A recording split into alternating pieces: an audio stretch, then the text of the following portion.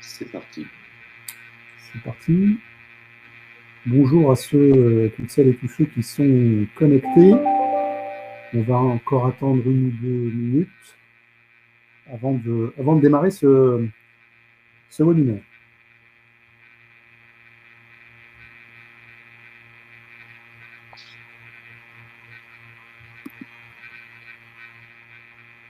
Déjà plus de 3000 connectés, Patrick, hein, t'as vu? Oui, j'ai vu.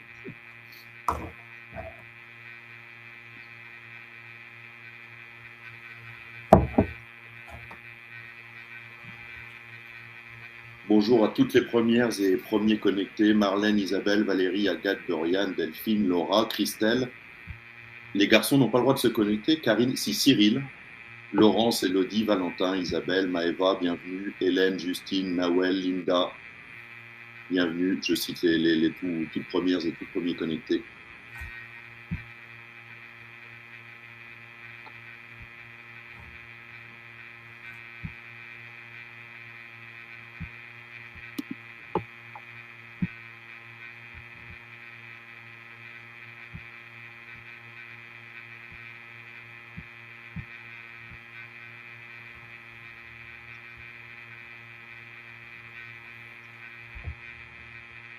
On attend encore une petite minute. Oui.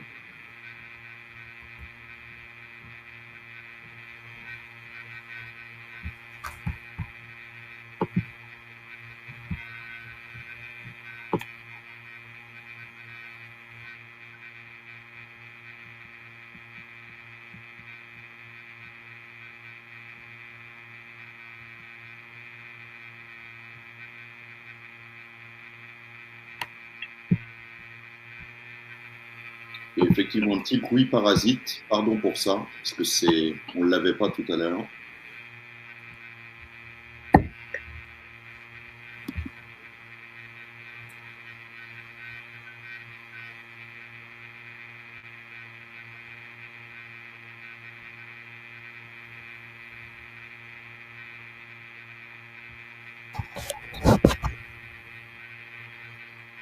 Allez, une petite trentaine de secondes et je vous propose de démarrer.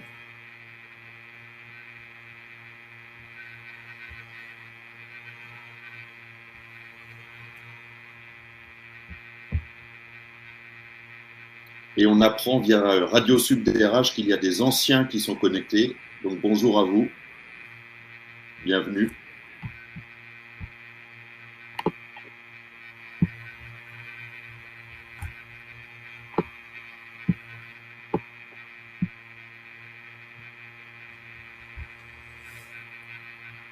Je vous propose d'attaquer. Iwan ? Allez, avec plaisir. Eh bien, bonjour à tout le monde, bonjour à toutes et à tous. Avec Iwan, on est vraiment, et Sud DRH, on est ravis et heureux de vous accueillir à ce webinaire, dont le sujet est manager, quelles clés pour accompagner vos collaborateurs dans les transformations de vos entreprises. Et, nous verrons que tout se transforme effectivement. Juste avant, je prends 30 secondes pour me présenter. Je m'appelle Patrick Klein. Je suis actuellement directeur des ressources humaines de Vinci Énergie International et Systems. Vinci Énergie, un groupe qui œuvre dans le cadre de la transformation énergétique et digitale. Et puis j'ai le plaisir et l'honneur aussi au sein de Sud DRH de diriger l'exécutif MBA, le programme de l'exécutif MBA en transformation et innovation RH. Voilà. Iwan, je te laisse te présenter. Merci Patrick. Donc de nouveau, bonjour à toutes et à tous ceux qui continuent à se connecter. Je m'appelle Iwan Ledu, je dirige le cabinet de coaching et de formation WeCoach. Pour regarder un peu dans le rétroviseur, j'ai un background dans les ressources humaines puisque j'ai exercé dans cette belle fonction pendant plus de 15 ans dans les secteurs des cosmétiques et du luxe, et notamment chez L'Oréal et chez LVMH, où j'ai occupé des postes de RRH, de DRH, et je suis spécialiste de l'accompagnement des talents, du talent de management. Voilà. Et à côté de ça, j'ai aussi le plaisir d'intervenir dans le MBA de Patrick pour SubDRH sur une problématique très précise de développement RH qui est l'évaluation des individus, donc des collaborateurs. Et juste avant de démarrer un petit peu le contenu de nos interventions, juste pour dire que vous avez un chat pour poser des questions et que nous consacrerons à la fin de l'intervention un temps pour vos questions et nous essaierons d'y répondre avec la plus grande pertinence. Voilà. Donc, quelles clés pour accompagner vos collaborateurs dans les transformations de vos entreprises? Yoann, je te laisse introduire le sujet. Merci Patrick. Alors pour introduire le sujet, si on le reprend et qu'on le décompose, on se rend compte que finalement à l'intérieur de cette problématique, on peut à peu près tout dire, puisque vous avez un certain nombre de mots valises comme ça. Vous avez manager, ok, c'est quoi un manager? Vous avez accompagner vos collaborateurs, vous avez transformation, vous avez entreprise, et donc c'est un sujet qui nous a paru extrêmement pratique parce qu'il embrasse très large, et donc on va pouvoir vous donner un certain nombre de clés. Mais le corollaire, c'est qu'il est nécessaire peut-être au préalable un petit peu de resserrer cette problématique. Et donc avec Patrick, on a décidé de raisonner un petit peu en entonnoir. Le mot-clé qu'on a retenu, parmi les mots que je viens de vous citer, c'est le mot transformation. C'est quoi la transformation? Qu'est-ce que c'est? Qu'est-ce que ça n'est pas? Et tout de suite, je vous pose une petite question. À votre avis, alors vous allez avoir 2 secondes pour répondre dans le chat pour ceux qui le souhaitent. À votre avis, quelle est la différence entre une transformation et un changement? Parce qu'on parle beaucoup de conduite du changement. Allez, les plus rapides. On n'a pas le temps de faire des vrais échanges, mais... Et alors, désolé pour le grésillement, je vois que effectivement, ça n'a pas été solutionné par notre prestataire. Vous avez la possibilité d'actualiser la page, au fait, pour ce grésillement. Voilà. Alors voilà, si vous souhaitez répondre, différence entre transformation et changement, eh bien, écoutez, je vous donne la réponse. Elle est très très simple et on ne va pas parler de changement aujourd'hui pour une simple et bonne raison, c'est que le changement est quelque chose de subi. Et ça, c'est un point de sémantique très important. Et nous, on va s'atteler à la transformation, c'est-à-dire comment vous, managers, ou vos managers, avez la possibilité d'être acteurs de vos transformations. Ça, c'est le premier point. Ensuite, on s'est demandé un petit peu de quelle transformation il pouvait s'agir. Et avec Patrick, on s'est dit qu'il y avait une transformation majeure qui pouvait être un peu en filigrane de toutes les autres. Et de la même façon, je vais vous poser une question, ou plutôt une petite devinette. Prenez un ascenseur. Vous avez un certain nombre de boutons. Vous avez 2e sous-sol, 1er sous-sol, rez-de-chaussée, ouverture des portes, fermeture des portes, 1, 2, 3, 4, 5 étages. À votre avis, quel est le bouton sur lequel, et de très loin, les usagers appuient le plus? Eh bien, c'est celui pour fermer les portes. Et pourquoi on a choisi ce premier exemple? Parce que ça en dit long sur la frénésie de notre société. Autrement dit, l'accélération, qui est un sujet qu'on va ensuite développer à travers un certain nombre d'exemples. Patrick, je crois que tu as une histoire un peu dans la même veine. Oui, pour illustrer ça, c'est une histoire assez connue, donc elle ne vous surprendra pas. C'est l'histoire de l'inventeur du jeu d'échecs. Rapidement, un jour, l'inventeur du jeu d'échecs présente son invention à l'empereur, qui est subjugué par la beauté de cette invention et qui dit à l'inventeur, écoute, c'est magnifique ce que tu as fait, demande-moi ce que tu veux et tu l'auras. Et l'inventeur dit, bon, cher empereur, moi je suis un gars, je suis une personne relativement humble, je veux juste des grains de riz. Et vous allez poser un grain de riz sur la première case de l'échiquier, 2 grains sur la deuxième, 4 sur la troisième, 8 sur la quatrième, et ainsi de suite jusqu'à la fin de l'échiquier. Alors, devinette combien y a-t-il de grains de riz à la fin? Je vous avoue que j'ai eu le chiffre, mais c'est en gros, ça représente en volume plus que le mont Everest. Donc, effectivement, pour finir l'histoire, cet empereur un peu vexé a fini par couper la tête de l'inventeur. Mais si on transpose ça un petit peu dans notre environnement aujourd'hui, en fait, et pour ceux qui connaissent ça, en fait, c'est le principe de la loi de Moore, qui dit que, d'un point de vue technologique en tout cas, tout double environ tous les 18 mois. Et si on en croit les experts et les spécialistes, finalement, nous serions arrivés à peine au milieu de l'échiquier, pour reprendre cette image. Donc, tout ça pour dire qu'effectivement, les choses s'accélèrent et s'accélèrent de plus en plus rapidement. De plus en plus, vous avez entendu aussi qu'on œuvre dans des environnements, dans un environnement dit VUCA, hein, volatile, incertain, complexe et ambigu. Effectivement, c'est un environnement caractérisé par l'accélération des choses. Non pas qu'il n'y ait pas eu des transformations et des changements. Euh, on a ça depuis très longtemps. Simplement, aujourd'hui, ce qu'on constate, c'est que tout s'accélère. Il suffit de regarder un petit peu ce qui s'est passé, ne serait-ce que l'année dernière. On a quand même eu, enfin, on a une interdépendance des choses, on a une crise sanitaire, on a une guerre au port de l'Europe, enfin, et tout est imbriqué. Et aujourd'hui, on doit de plus en plus, j'allais dire, œuvrer dans cet environnement qui est en permanence en train de bouger. Les conséquences de ça sont assez simples finalement. C'est que ça impose aux entreprises de revoir leur modèle, leur business model, leur modèle d'organisation, leur pratique de gestion, leur modèle managériaux.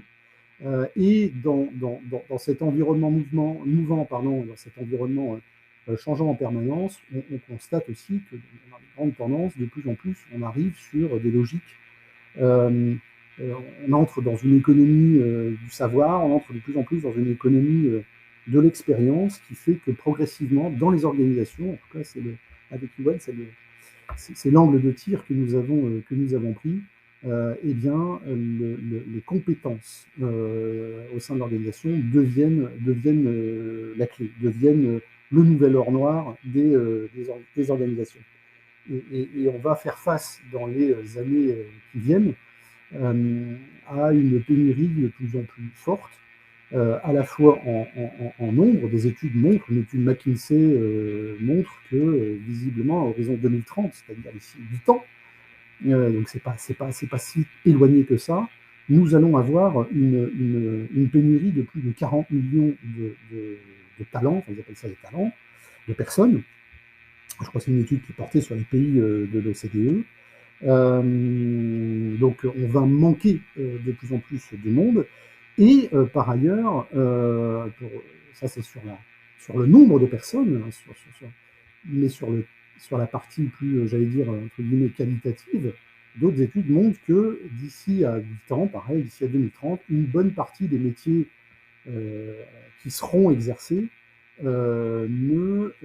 n'existent pas encore aujourd'hui. Certaines études, j'ai pris celle de l'Institut du futur, qui parle de 85% des métiers. Il faut être prudent avec ces études, évidemment. Il faut toujours mettre des pincettes autour des chiffres. Mais tout ça pour dire que finalement, on va manquer de talent et les métiers vont se transformer, vont se réinventer. Et au cœur de ça se pose la problématique des compétences. Et donc, les organisations, les entreprises vont devoir prendre ça en considération afin de gérer ça et de faire face à cette pénurie qui s'annonce, et c'est donc cette guerre des talents et des compétences qui s'annonce sévère et rude. Et donc, effectivement, va falloir, pour les organisations et les entreprises, beaucoup se transformer et transformation sur tous les plans. N'est-ce pas, Yoann? Absolument, merci Patrick. Et tout ce que Patrick vient de vous donner comme éléments, je dirais, génériques, globaux, sont a fortiori valables pour les managers. Et cette économie de savoir et ce développement des compétences touche au premier chef les compétences managériales. Et donc, on va poursuivre notre entonnoir. Donc, transformation versus changement. J'ai vu quelques réponses dans le chat. Je n'ai pas le temps de les prendre toutes en compte, mais merci pour ça. Ensuite, Patrick nous a rappelé donc, les compétences comme nouvelle or noire. C'est particulièrement vrai pour les managers. On poursuit notre réflexion et on va passer maintenant de façon un peu méthodique avec vous en revue. Alors, c'est non exhaustif. Hein. On a élucubré avec Patrick, on a pu omettre des choses, mais on a essayé de voir un peu tous les types de transfo dont il pouvait s'agir. Premier type de transfo qu'on a identifié, je dirais c'est le principal, hein, donc je vais faire un peu plus long sur celui-ci. Ce sont les transformations de type organisationnel qui sont très nombreux. Au premier rang desquels, on voudrait vous parler de la décentralisation, c'est-à-dire comment, dans des environnements de plus en plus, comme Patrick l'a dit, interconnectés, eh bien, on va de plus en plus autonomiser des filiales, autonomiser des entités et faire en sorte effectivement que des écosystèmes vivants, les entreprises deviennent des écosystèmes vivants avec des entités comme ça qui s'interconnectent avec la montée en puissance des systèmes d'info évidemment et du numérique, j'y reviendrai. Deuxième grande transformation organisationnelle majeure, l'hybridation. Ai-je besoin d'en parler puisque le Covid a été un formidable accélérateur de cette grande tendance. Deux chiffres que je suis allé chercher juste avant le webinaire, donc qui sont un peu plus frais. Vous avez aujourd'hui 21% en France de travailleurs qui télétravaillent, et tandis que seulement un tiers des métiers sont télétravaillables, ça vous donne la proportion très importante de télétravailleurs. Et puis, en termes de productivité, les études convergent maintenant pour dire que la productivité n'est pas en berne du fait du télétravail, puisque un certain nombre d'économistes s'entendent sur le chiffre de plus 9% de productivité. Voilà, petit panorama sur le management hybride. Troisième transformation organisationnelle, c'est un peu lié au premier, c'est l'intégration de l'entreprise dans un écosystème, c'est-à-dire que la porosité est de plus en plus accrue entre l'entreprise et le monde qui l'entoure. Alors, le reste du monde, ça peut être quoi? Ça peut être la société, avec les engagements sociétaux, RSE, etc. On va en citer d'autres par la suite. Ça peut être le monde du business. Patrick, tu parlais d'interconnexion. Alors, je vais être un peu plus précis que dans l'intro. Les interdépendances, par exemple, vis-à-vis des masques chinois, on l'a tous en mémoire, des composants taïwanais, du blé russe, du lithium chinois. Hein, vous avez vu que dans un peu plus de 10 ans, 100% de nos véhicules devront être électriques, mais est-ce qu'on aura les terres rares? La pénurie d'huile aussi. Là, je vous cite un petit exemple. J'ai un bon ami qui travaille pour un des leaders mondiaux de la margarine. Allez, on va le dire comme ça. Et ils ont été obligés complètement de repenser leurs organisations, leurs compétences et leur politique d'achat pour transformer leur formule, puisqu'ils n'avaient plus notamment d'huile de colza et de tournesol. Et dernier exemple de l'interconnexion de l'entreprise avec un monde en évolution, et cette porosité, c'est évidemment l'explosion du freelancing, l'érosion du salariat et le succès, par exemple, d'une plateforme comme Malte, Cocorico, qui est française et maintenant européenne. C'est le leader de l'intermédiation entre les entreprises et des milliers, même dizaines, centaines, je crois, milliers de freelances. Quatrième transformation organisationnelle, c'est ce qu'on appelle l'agilité, le mode projet, qui l'emporte de plus en plus sur des modes traditionnels de coopération, avec tout ce qui va avec, des choses extrêmement sympathiques en termes d'organisation et de management, le test and learn. Petit exemple là-dessus, j'ai discuté avec une copine qui est chez Accenture la semaine dernière, je lui demandais mais c'est qui ton chef? Et là il y a eu un blanc, elle me dit mais j'ai pas de chef. Je dis t'as pas de chef. Bref, je ne vous fais pas toute la discussion, mais ça en dit long sur aussi ce lean management et ses évolutions en squad, en team, etc., qui sont de plus en plus dans les entreprises technologiques et maintenant un peu partout.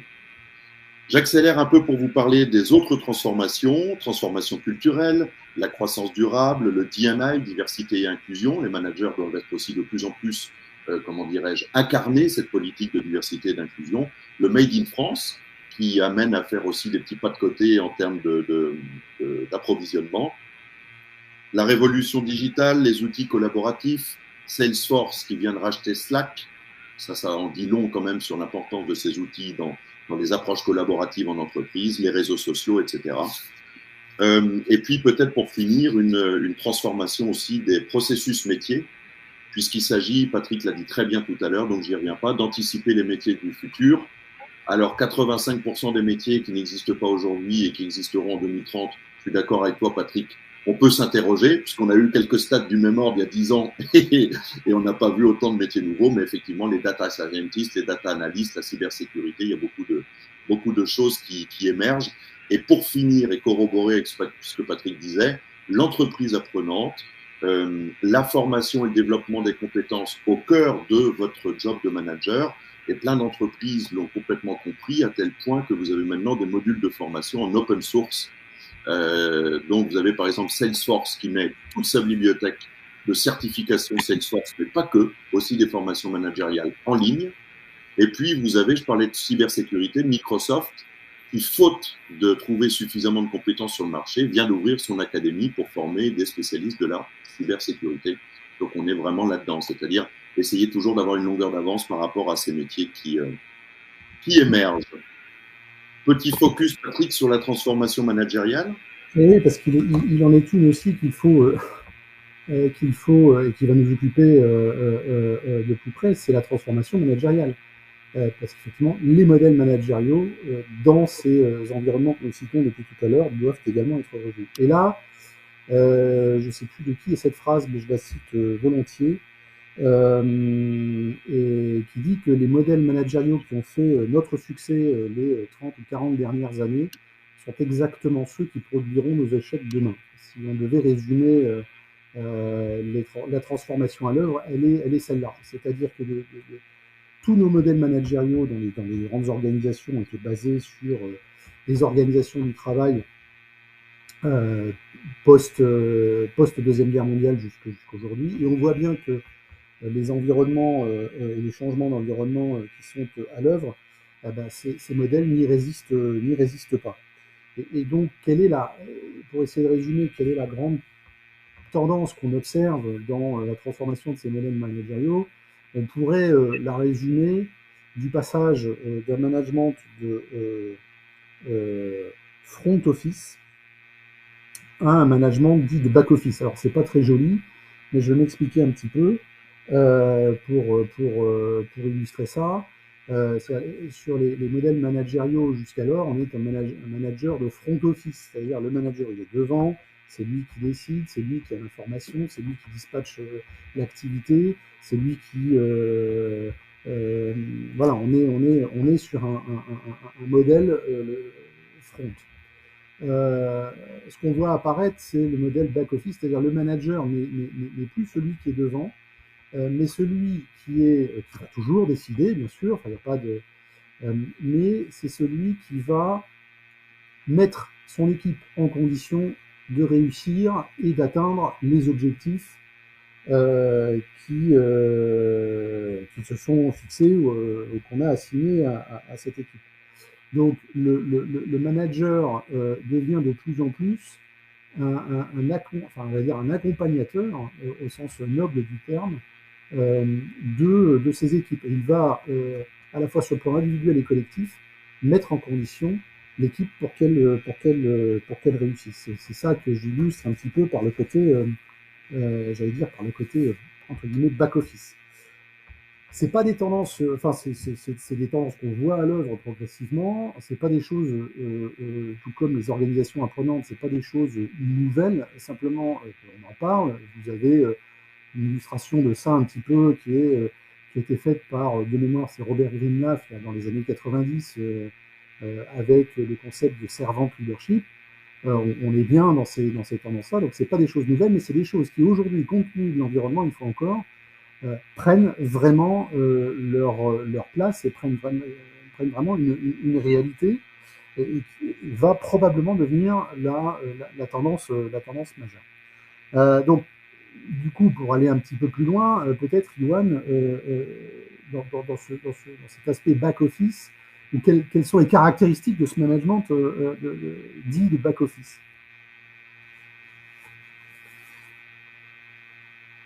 Yoann? Ah, on a perdu Yoann. Voilà, ça doit être bon là. Ah oui, c'est bon. C'est bon, super. Oui, oui, voilà, j'étais en train de vous dire que vous avez compris que Patrick donne voilà, le chapeau, les grandes tendances, et puis moi, j'essaye de vous donner effectivement des illustrations. Et effectivement, Patrick, dans et je reprends à mon compte ce que Hélène nous dit dans le chat, hein, c'est effectivement ce servant leadership, le manager back-office, c'est celui qui fait évoluer ses équipes. Vous voyez, on continue là dans des choses de plus en plus précises. Et on finira carrément par vous donner des exemples avec ces fameux regards croisés, ce que Patrick peut faire chez Vinci et moi chez WeCoach. Juste avant ça, qu'est-ce qu'on met là-dedans Donc le back-office manager. Donner du sens. Ça a toujours été vrai et ça le sera toujours. Mais à l'heure où on parle de plus en plus du why et du sens et parfois de la perte de sens dans ces environnements complètement mouvants, eh ben effectivement, continuer à fixer le cap, c'est essentiel. Et allez, tout de suite, un petit outil très simple que vous pouvez mettre en place comme manager. J'ai posé la question hier, j'intervenais sur des junior managers dans un grand groupe de cosmétiques et je leur demandais, OK, qui parmi vous a mis en place une roadmap, une feuille de route visuelle avec des étapes, les grandes tâches, leurs priorités, les ressources, les budgets, etc. Qui l'a mis en place? Aucune main levée. Pour vous dire à quel point on est dans une espèce de frénésie et qu'on est incapable de prendre un peu de temps, quelques heures, pour poser les priorités et les communiquer. Donc ça, c'est vraiment quelque chose de primordial. La deuxième chose, c'est fixer des objectifs SMART. Alors c'est la tarte à la crème, c'est vieux comme le monde, n'empêche que dans l'environnement actuel et en plus avec le management hybride, on ne peut plus continuer à manager simplement par les moyens. OK, je suis là, voilà, tu as des ressources, tu as l'équipe d'à côté pour t'aider, tu as le back-office, etc. Mais à l'heure de l'autonomisation des collaborateurs, on manage moins par les moyens et beaucoup plus par les résultats. C'est-à-dire qu'on se fait confiance. OK, Patrick, est-ce que tu pourrais travailler sur la réorganisation de l'équipe formation d'ici vendredi? On en reparle vendredi soir. Super. Et donc, ben voilà, les objectifs sont clairs, le temps pour le faire également. Donc, management par les résultats, pilotage par les résultats. Responsabilisation, faire confiance, donner de l'autonomie, je l'ai dit. Autre point très important, là aussi, à l'heure où parfois on prend plus trop le temps de le faire et où les feedbacks négatifs l'emportent sur les feedbacks positifs et où les temps de célébration, notamment physiques, à cause du Covid, à cause du télétravail, etc., disparaissent, c'est recréer du lien social. Ça nous paraît complètement fondamental. Donc, célébrer les réussites, etc., etc. Il y a plein de choses qui ont disparu. On se fait plus déjà, on se voit moins, on se fait plus la bise, on va moins au resto. Et alors, bizarrement, il y a tout un tas d'occasions, d'opportunités pour créer du lien social, qui, pour certaines d'ailleurs, sont inscrites, ancrées dans la tradition française, qui sont délitées. Et donc, il nous paraît important de les recréer. Préserver ses équipes. Ça, c'est un autre point qui nous a paru important, c'est-à-dire que comment vous avez toutes les stats à l'heure du bien-être au travail et de la QVT, les statistiques sont têtues. Et donc, le nombre de burn-out, hélas, et de personnes en détresse augmente. Et donc, c'est comment on va capter les signaux faibles, comment on fait en sorte aussi que le droit à la déconnexion soit préservé dans toujours cette porosité dont je parlais tout à l'heure, qui est aussi valable pour le champ pro et le champ perso. Faire preuve aussi de résilience, puisqu'on traverse un certain nombre de crises. Moi, j'accompagne des clients qui se sont pris le Covid, qui ont été hackés par des pirates informatiques, qui ont traversé un certain nombre de scandales. Donc, être auprès des équipes, les rassurer, faire part de résilience et communiquer. J'utilise souvent, quand je forme sur le feedback, une petite, je sais pas comment je pourrais, un petit aphorisme ou un petit adage qui dit « ce qui est non dit est mal entendu ». Pour vous dire à quel point que tout ce qui ne sera pas dit sera interprété. C'est aussi simple que ça. Et en règle générale, pas toujours, en tous les cas, de la façon la plus favorable. Et puis la dernière chose, qui nous a paru importante aussi, mais qui est un corollaire de la préservation des équipes et de leur santé mentale, hein, comme on dit maintenant, c'est d'être en capacité d'appuyer sur pause. On s'arrête, et on s'arrête pas pour parler du business. J'ai échangé avec une jeune femme qui est RH dans une start-up l'autre jour qui me disait on a des weekly, c'est super. Mais dans la weekly, on va se dire ok, alors on est à plus 15, on a l'objectif à plus 17, comment? Non, on appuie sur pause, on fait un bilan de compte fonctionnement, on ne parle pas business et on se dit est-ce qu'on se parle bien? Est-ce qu'on a les bons modes d'interaction? Est-ce que l'information circule de façon fluide dans notre équipe, notre organisation, etc., etc. Voilà, un certain nombre de choses peut-être plus concrètes pour illustrer précisément le sujet du jour, donc les clés managériales. Et puis on peut peut-être finir, Patrick, par voilà, quelques illustrations de ce qu'on vit, toi côté Vinci et moi côté WeCoach. Ouais, absolument. Et sur tous les aspects managériaux que tu viens d'évoquer, moi je voudrais donner quelques illustrations concrètes pour clôturer effectivement cette intervention et garder un peu de temps pour vos questions. Ce qui se passe chez Vinci, et plus précisément chez Vinci Énergie, je voudrais prendre trois illustrations. Le premier, c'est le modèle organisationnel et managérial justement de Vinci et de Vinci Énergie, qui repose sur une très grande et très forte décentralisation des activités. Et donc ça veut dire, le corollaire de ça sur le plan managérial, c'est que le modèle managérial repose sur une très forte autonomie et responsabilisation des personnes et des managers. Et ça, c'est quand même un modèle vertueux, puisque la décentralisation d'un point de vue organisationnel permet d'être au plus près des problématiques du terrain, au plus près des clients. Alors nous, on est sur une activité multilocale, donc effectivement, c'est un modèle qui correspond bien. Mais donc, et d'être très en proximité avec les besoins des clients et des territoires sur lesquels nous sommes positionnés, et en même temps de responsabiliser les gens, parce que la décentralisation chez nous, c'est 1800 entreprises, à la tête desquelles il y a 1800 chefs d'entreprise qui sont autonomes dans le management de leur entreprise et de leurs équipes. Du coup, cette autonomisation et cette responsabilisation donne à tous les niveaux de l'organisation, permet d'abord de donner à chacun des marges de manœuvre, de la prise d'initiative. Et donc ça, c'est quand même extrêmement intéressant et important à l'heure où beaucoup de gens sont en attente de pouvoir justement prendre des initiatives, d'avoir les manettes au sein de son organisation dans le cadre de ses fonctions. C'est un modèle qui donne le droit à l'erreur, pour le coup, puisqu'on peut prendre des initiatives, donc ça aussi c'est intéressant. Et c'est un modèle qui repose beaucoup sur la confiance entre les individus. Notre grand patron, Xavier Villard, dit souvent, voilà, on est une entreprise à forte intensité managériale parce que justement, on est assez peu, beaucoup de choses reposent sur la confiance. Il y a assez peu en interne de process managériaux. Il y en a quelques-uns, mais il n'y en a pas beaucoup. Et ça, c'est quand même extrêmement vertueux. Ça, c'est la première illustration, c'est managériale qui repose vraiment sur autonomie, responsabilité à tous les niveaux de l'organisation. La deuxième illustration, elle est par exemple chez Vinci Énergie, et pour rebondir sur ce que disait Yoann sur le fait de faire une roadmap, etc., c'est extrêmement important. Ça veut dire tout simplement donner du sens, savoir où on va, vers quoi on va. On a un exercice chez Vinci Énergie qui est extrêmement vertueux et je trouve extrêmement efficace, qui est que chaque chef d'entreprise, à son niveau, doit faire son plan stratégique partagé tous les ans.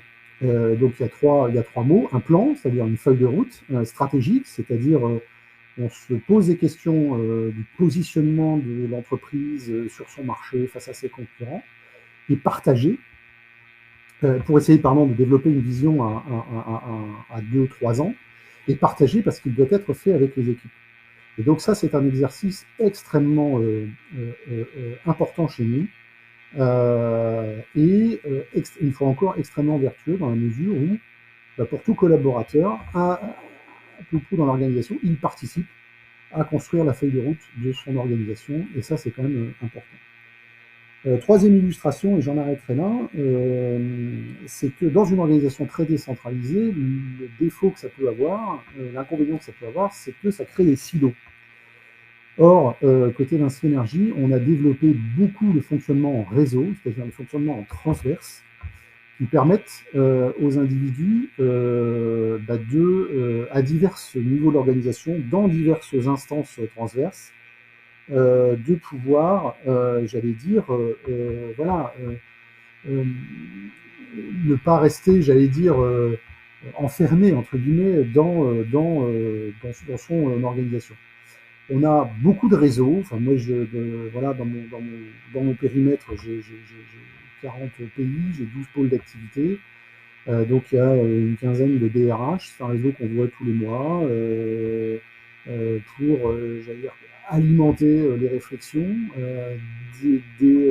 dérouler les ambitions stratégiques en RH, par exemple. Mais autre illustration, lorsqu'un problème survient, une problématique arrive, on crée ce qu'on appelle chez nous un GREP, c'est tout simplement un groupe de travail, et on met autour de la table des gens complètement différents, des opérationnels, des fonctions support, des financiers, des RH, des acheteurs, en fonction de la problématique, et chargé de réfléchir pendant 2-3 mois à trouver des réponses dans cette problématique et à les proposer au comité exécutif, ou en tout cas au comité de direction de son périmètre. Ça marche extrêmement bien, puisque ça permet aux gens de brasser dans des réseaux internes. Ça permet aux gens d'innover, puisque ces aspects transverses sont source de création de valeurs, d'idées, etc. Donc, on innove beaucoup.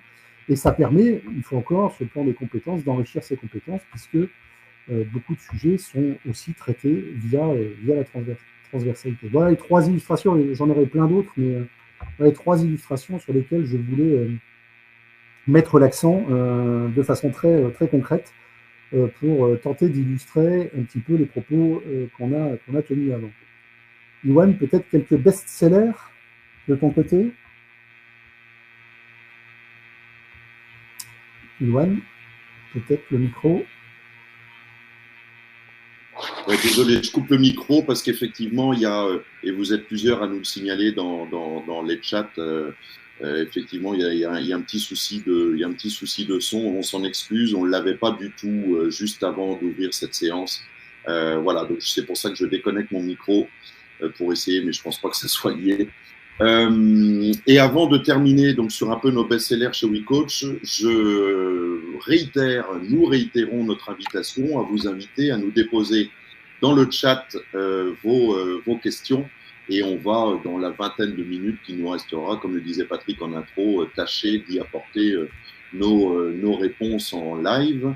Et d'ailleurs, je salue tout de suite Sylvie, qui a quitté la recherche clinique parce que précisément, dans un grand hôpital public, la difficulté de mise en œuvre de tout ce qu'on est en train de porter, j'aime bien ce terme-là, Sylvie, parce qu'il y a aussi beaucoup de valeurs, hein. Vous voyez qu'on essaye aussi, Patrick et moi, on est très alignés par rapport à ce qu'on croit bon pour l'entreprise et surtout ceux qui y travaillent. Et c'est pas toujours facile à mettre en œuvre. Patrick vient de nous donner un certain nombre de choses. Alors tu disais facile, Patrick, et puis en même temps, bah oui, mais encore faut-il le faire, encore faut-il que ça marche, encore faut-il que ça soit pérennisé. Donc là, on a eu des très bons exemples avec toi. Moi, je vais me focaliser effectivement sur les best-sellers, pas pour faire de la pub pour ceux qui marchent chez WeCoach.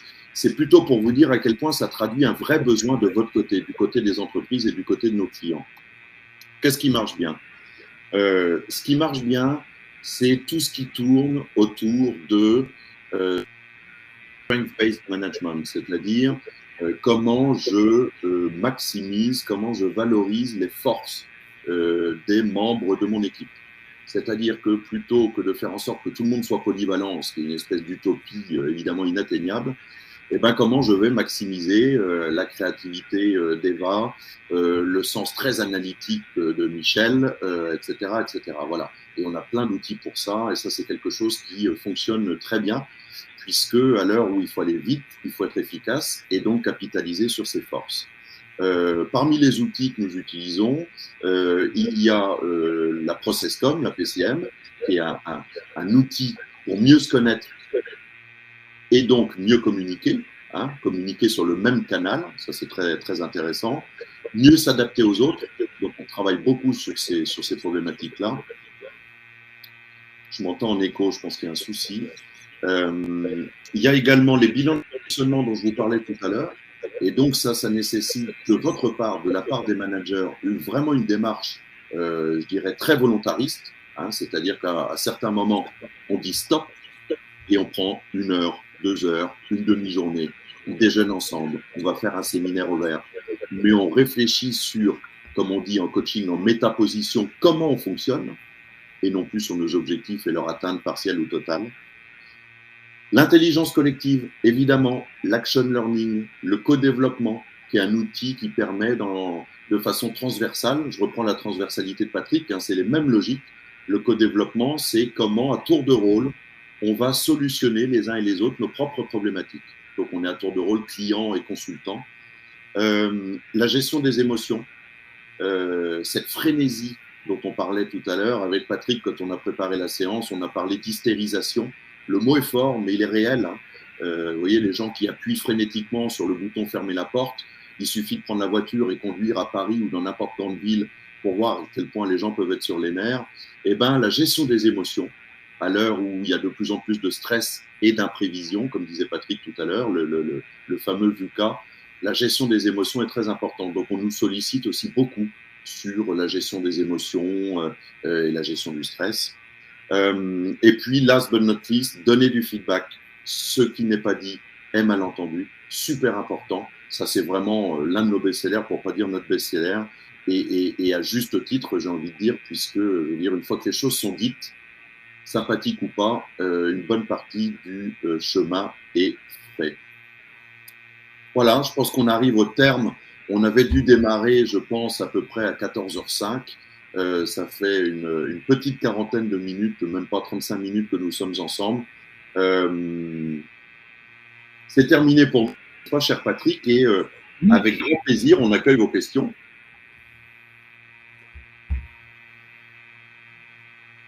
Je vois qu'il y en a une de Mélina là, dans le chat sur la pénurie de talent. Et comment on explique cette pénurie de talent. Alors, je pense que l'explication est multiple. On va avoir une pénurie parce qu'il va tout simplement manquer du monde sur le marché dans les 10 ans qui viennent, en gros. Donc, il y aura moins de monde pour en regard des besoins qui seront ceux des organisations et des entreprises. Ce qu'on constate aussi, certaines études l'ont montré, qu'il y a de plus en plus un décalage entre les besoins des entreprises, donc les besoins de compétences des entreprises et les compétences qui arrivent, qui sont sur le marché. Donc, ce décalage, il est pareil, multifactoriel. Mais pour le coup, va nécessiter de la part des entreprises de se prendre en main et de former et de fabriquer même la réponse à ces besoins. Je prends un exemple extrêmement concret dans une de nos activités, dans les infrastructures d'énergie, on cherche, on a une population qui s'appelle les monteurs, c'est ceux qui montent sur les pylônes pour fixer, pour installer la partie énergie dessus. On en recherche en permanence et ceux-là, on ne les trouve pas aujourd'hui ou peu sur le marché. Donc, la seule réponse qu'on ait trouvée, c'est effectivement de créer nos propres cursus de recrutement, d'intégration, de formation et de développement sur ces compétences de monteurs. Une autre tendance qu'on voit aussi, et ça c'est beaucoup dans l'IT, tout simplement le marché ne fera pas face par rapport à l'ampleur des besoins. C'est-à-dire que toutes les populations qui vont sortir des écoles formées pour ça ne seront pas suffisantes pour répondre à l'ampleur des besoins qui font jour dans le domaine de l'IT. On parlait tout à l'heure de la cybersécurité. Ça devient une problématique extrêmement forte et il y aura pas autant de monde que de besoins dans les entreprises. Voilà quelques illustrations. Sur l'explication de la pénurie.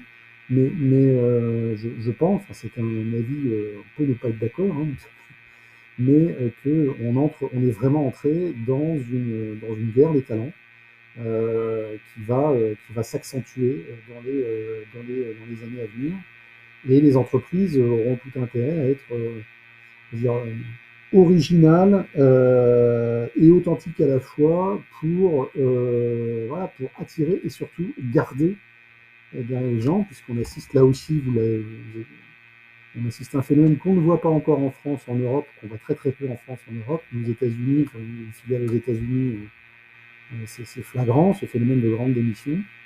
Donc les stratégies d'attractivité, d'intégration et de rétention et de fidélisation des personnes, elles vont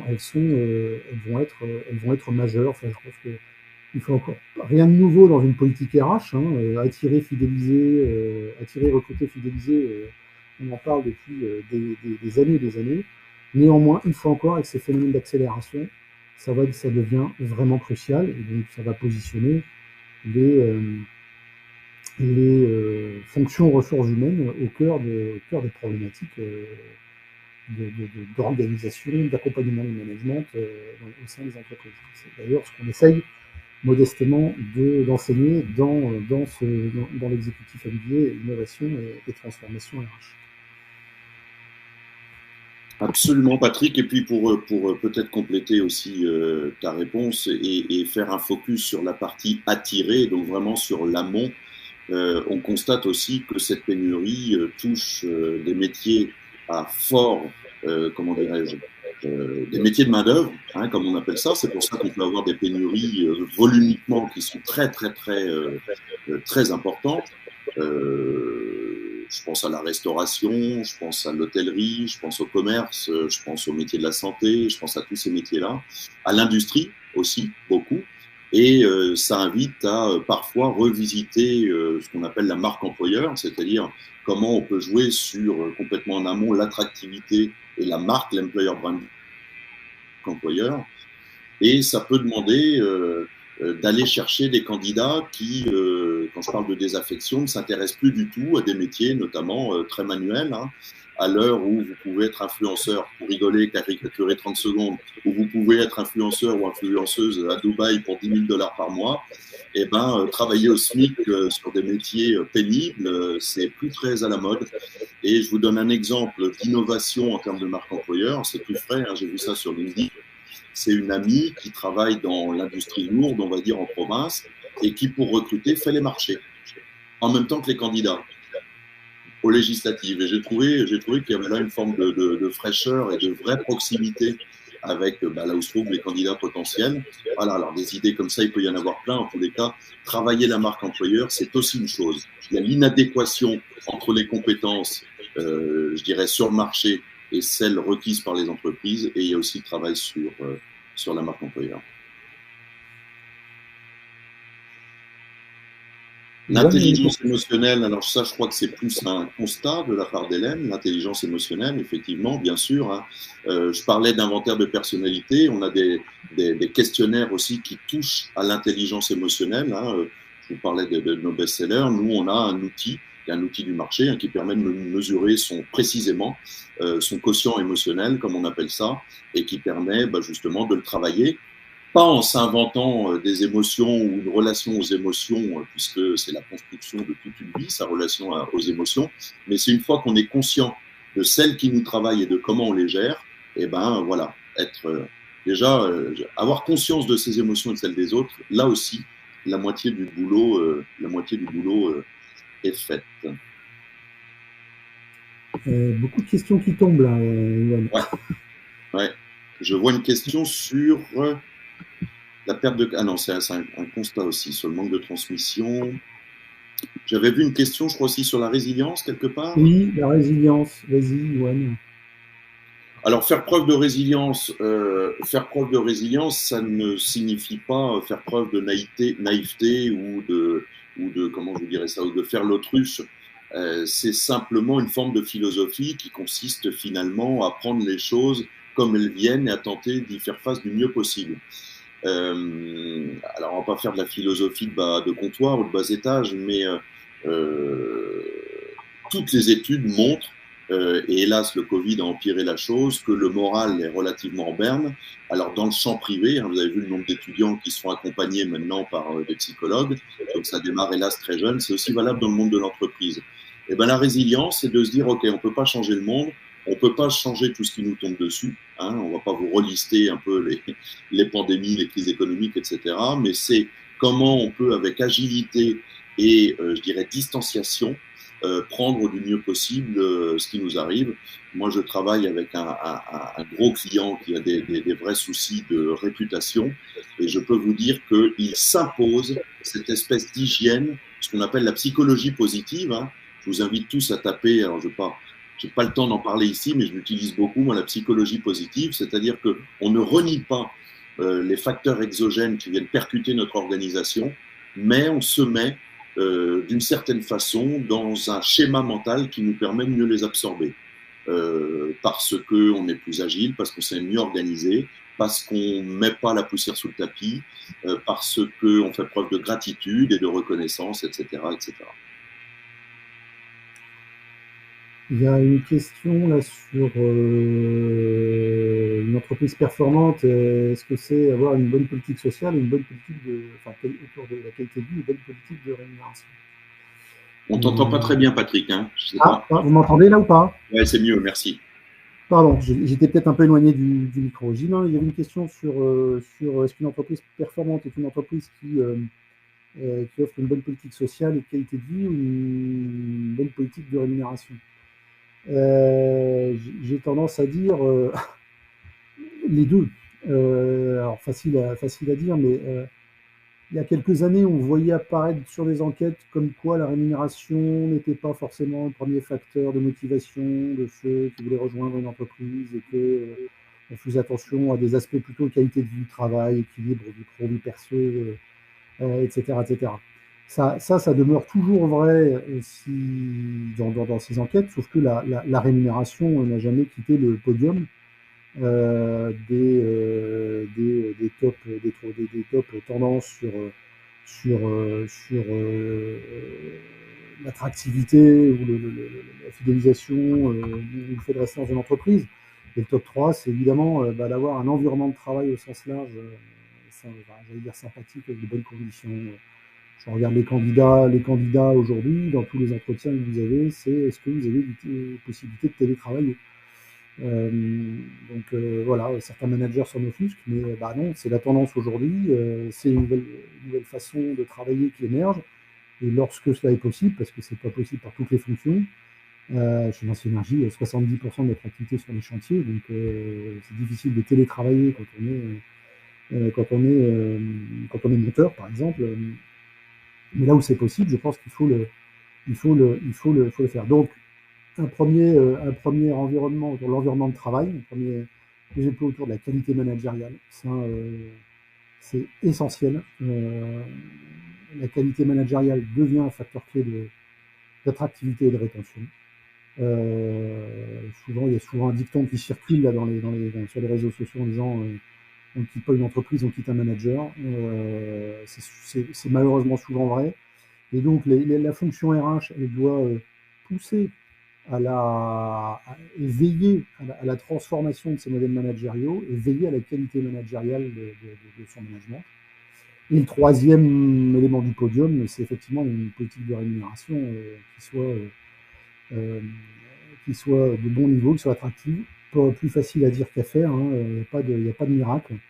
Donc là aussi, et c'est le mix des trois qui fait que, je pense, qui fait que une entreprise a une politique performante. C'est sur ces trois principales dimensions, on peut y avoir des dimensions connexes, mais je pense sur ces trois principales dimensions qu'il faut axer ses réflexions. Alors, d'autres questions, il y a des questions, merci beaucoup. Hein, il y a des questions ou des remarques, ou des commentaires, ou des contributions. Allez, on va appeler ça comme ça. Contribution de Justine sur ce que j'évoquais tout à l'heure, hein, c'est-à-dire les métiers maintenant structurellement pénuriques, notamment, donc, nous dit-elle, dans l'hôtellerie, restauration, chef de rang, femme de chambre, etc. Bien sûr, les seules solutions, c'est les étudiants des sociétés d'intérim. Patrick, tu nous parlais des monteurs. Moi, j'interviens pour une grosse entreprise en province qui travaille sur les panneaux solaires, donc sur le photovoltaïque. Pareil, hein, grosse pénurie, à tel point qu'il recourt à de la main-d'œuvre étrangère. Hein, donc il y a aussi cette problématique-là. Hein. Je voyais un reportage ce midi sur des restaurants qui font de plus en plus appel à des Ukrainiens. Donc vous voyez, on était avant sur des profils syriens, et ben là, vous voyez, il y avait un jeune homme qui était en formation dans un restaurant ce midi. Oui, voilà, bien sûr, ça traduit en tous les cas je dirais, un décalage entre l'offre et la demande sur le marché franco-français. Rémunération et qualité de vie, Patrick t'en a parlé. Ça, c'était une deuxième, voilà, une ressucée de la première question. La responsabilisation des managers, très bonne question. Ouais. Effectivement, on responsabilise de plus en plus et après, on se plaint qu'ils soient stressés. Tout à fait, Emmanuel, c'est un très bon point. Comment on peut béquiller les managers là-dessus? La première chose, c'est la disponibilité des managers du dessus, évidemment, c'est de ne pas se sentir seul, ça paraît idiot, mais c'est encore plus vrai à distance, donc c'est une disponibilité de tous les instants du management et de la direction, et même de la direction générale. C'est mettre en place aussi les outils, donc on en a cité un certain nombre tout à l'heure, et je me permets, pardon, comme il nous reste que quelques minutes, de faire le pont avec une autre question qui porte sur l'intelligence collective. Effectivement, plus on est nombreux à bord de la galère, plus la responsabilité per capita, par tête de pipe, diminue. Et donc, le fait de diluer cette responsabilité avec des équipes avec lesquelles on va travailler en mode participatif ou démocratique, hein, je travaille beaucoup moi, sur les styles de management. Donc, les styles traditionnels autocratiques sont très efficaces dans certaines situations de crise, potentiellement, mais le reste du temps, et notamment en mode projet, notamment en mode hybride, le fait de travailler avec l'intelligence collective, avec des outils collaboratifs et avec des contributions et des maximisations des forces de chacun, ça permet aux managers de l'équipe, évidemment, de se sentir beaucoup plus sécure. Puisque je parlais des émotions primaires tout à l'heure, l'émotion qui se cache derrière ça, c'est la peur de l'échec, la peur de ne pas être au rendez-vous, la peur de ne pas avoir les résultats qu'on nous a demandé. Et donc, cette peur-là peut s'évacuer en s'appuyant sur des équipes, des collectifs. Peut-être pour rebondir là, sur cette question sur l'accompagnement des managers, parce que c'est une vraie question. Une fois encore, je vois des organisations où en fait on dit t'es manager, mais au final, je vais être un peu brutal, pardon, tu fais ce qu'on te dit de faire. Et donc un manager qui n'est pas en situation d'autonomie sur son périmètre, je veux dire, effectivement, c'est générateur de ça, parce que vous managez rien du tout et vous prenez en gros les problèmes sur tous les points. Et c'est essentiellement dans certaines organisations la problématique de la ligne managériale intermédiaire notamment. Une fois encore, j'insiste peut-être un peu là-dessus, mais la décentralisation et donc l'autonomie laissée, la marge de manœuvre laissée aux managers est une des clés d'une bonne qualité managériale et peut-être d'un stress un peu moindre, parce qu'on sait qu'on a ces marges de manœuvre. Ça sous-entend aussi qu'on nomme des bons managers, ce qui n'est pas toujours évident à faire, des gens capables d'être en autonomie. On travaille dans certains pays, on a fait des acquisitions externes, par exemple, de croissance externe, où on met notre modèle organisationnel et managérial en place. L'autonomisation des managers est un vrai travail qui prend du temps, mais derrière, une fois encore, il y en a qui est plus efficace. Et c'est parfois laisser faire l'autonomie, je pense que c'est extrêmement, une fois encore, vertueux. Et voilà, c'est peut-être parfois difficile de laisser faire d'ailleurs à certains niveaux, mais il faut laisser faire parfois. Il faut reposer, il faut laisser la confiance dans le système et dans les organisations. Ça renvoie, merci Patrick, ça me fait penser, tu sais, aussi à cette notion sur laquelle on travaille beaucoup avec nos clients dans les les basiques du management, c'est la délégation, dont on n'a Oui. pas parlé. Voilà, mais il y a ce terme-là qui est éminemment important et qui parfois peut faire appel ou peut faire écho à certains blocages. Hein, c'est chez tout un tas de managers qui ont des profils plutôt, comme on dirait en process com, analyseurs et qui, sous stress, peuvent avoir des tendances. Premier niveau de stress à surdétailler, deuxième niveau de stress à surcontrôler. Ce qu'on appelle le micromanagement. Hein. Et le micromanagement est évidemment l'ennemi complet de la délégation et de l'autonomisation. Alors, il y a plein de clés pour essayer de déverrouiller ça, qui sont des clés aussi psychologiques, hein, indépendamment des clés organisationnelles, et qui peuvent être intéressantes à étudier. Je vois que ça y est, ça fait un peu plus d'une heure maintenant que nous sommes ensemble. Je ne sais pas si on regarde une ou deux dernières questions. Ou... Bah, il y a peut-être une dernière question, parce qu'il y a deux questions qui sont arrivées là-dessus, sur les seniors. Ouais. Peut-être conclure là-dessus en quelques minutes.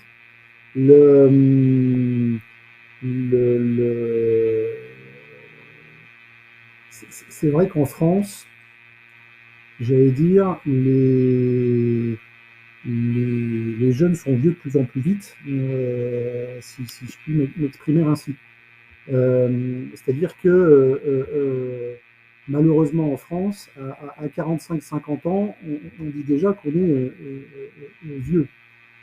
Alors que on est, partant du principe que quelqu'un démarre sa vie vers 24-25 ans après ses études, alors je prends cette hypothèse-là, je veux dire, à 45 ans, on est à peine au milieu de sa carrière ou de son parcours professionnel. Donc, tout à fait, Patrick. Je pense que, et on parle en connaissance de cause, là on a un vrai point de difficulté. En France, on ne le rencontre pas dans d'autres pays. Enfin, moi qui suis sur un périmètre international, il n'est pas rare de voir des gens de 65-70 ans encore bosser, et bosser avec joie et motivation. On a un vrai problème là-dessus en France. Mais ça fait partie, et j'allais presque dire, j'espère que cette pénurie de talent va remettre un coup de projecteur, cette pénurie de talent à venir va remettre un coup de projecteur sur l'importance et le rôle et la richesse que représente, j'allais dire, cette population dite des seniors, qui peut, au sein des organisations, apporter encore beaucoup. Parfois, dans des organisations, je vois notamment dans quelques startups que je suis amené à suivre, un jeunisme managérial qui a ses gros travers, hein, et donc un peu de seniorité apporterait plus de sérénité, plus d'efficacité parfois. Donc il y a fort à espérer que justement cette pénurie de talent à venir permette aux seniors de, j'allais dire, presque de retrouver la juste place, parce qu'il y a depuis, on pourrait expliquer le phénomène, c'est le phénomène qui date des années 80. En France, on a fini par faire décréter qu'à 50 ans, on était vieux, et qu'à 55 ans, c'était l'heure de partir, quoi. Bon, ça rejoint aussi tous les débats politiques qu'il y a en ce moment sur l'âge de la retraite, par exemple. Mais j'espère vraiment que cette pénurie redonnera un coup de... il faut encore un coup de projecteur sur encore la richesse et tout ce que peuvent amener les seniors aux organisations. On le voit avec les médecins d'ailleurs, puisque... C'est exactement ce que j'allais dire. Ouais, c'est exactement ce que j'allais dire. Ouais. On dit aux médecins à la retraite, ils ont le droit de revenir. C'est ça, exactement. Il y a une actu qui vient illustrer ça pour le meilleur et pour le pire, j'ai envie de dire. Mais on peut peut-être conclure là-dessus, puisqu'effectivement, on a pris l'engagement de vous libérer à 15 heures. Mais c'est intéressant de voir, comme tu l'as dit très bien, Patrick, très bon, c'est-à-dire qu'avec la crise du numerus clausus, des vocations, etc., dans le milieu médical, on rappelle les anciens à la rescousse, voilà, opportunément, mais en tous les cas, ça nous renvoie en pleine figure combien ils sont extrêmement indispensables. Je vous donne un autre exemple. Moi, je travaille aussi pour des manufactures d'art et donc des métiers du luxe, etc., où le fait du retour de Made in France oblige à faire revenir des anciens puisque le savoir-faire, tout simplement, c'est perdu. Voilà, donc il n'y a plus personne. Je pense à des filatures, je pense à des métiers de haute horlogerie, joaillerie. Et ben voilà, le savoir-faire n'existe plus, on est obligé de rappeler les anciens. Évidemment, ce qu'on appelait le knowledge management. Alors, vous savez, il y a toujours des modes dans les concepts managériaux. Ça fait plus de 25 ans qu'on parle de knowledge management. Après, on n'en a plus parlé du tout. Il est toujours là. Hein. Donc, évidemment, et il y a même des start-up RH qui ne font plus que ça maintenant. Donc, évidemment, la thésaurisation, je dirais, et le transfert des savoir-faire est plus que jamais indispensable. Et l'une de nos plus grosses missions chez WeCoach, là, dans les mois et années à venir, c'est pour un très grand groupe de cosmétiques français, sur précisément l'accompagnement des seniors, la transmission des savoirs et faire en sorte que, ma foi, il y ait l'espèce de même énergie sur la fin de carrière que sur le début. Et ton propos montre bien que les compétences sont bien, bel et bien l'or noir de l'entreprise. Voilà. CQFD. CQFD. Super. Merci, merci à tous. Merci beaucoup. J'espère que vous avez attrapé quelques bonnes idées, bonnes pratiques. Voilà, j'espère que nous espérons que vous n'avez pas perdu votre temps pendant 1 heure. Voilà. Merci pour vos connexions. Il sera disponible ce live en replay incessamment sous peu. Et merci pour vos petits messages. Oui, bah oui. Effectivement, on s'est rattrapé sur les seniors, mais non, c'est évidemment une vraie thématique. Merci à tous et puis excellente continuation. Salut Patrick. Vive les RH. Vive les RH.